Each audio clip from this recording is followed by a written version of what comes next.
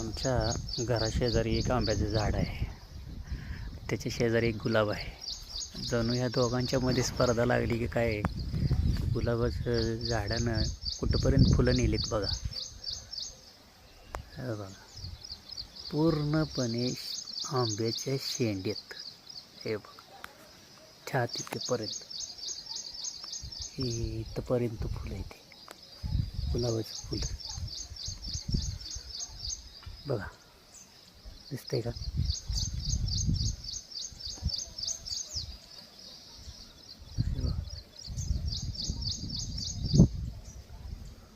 पूर्ण शेंड्यात.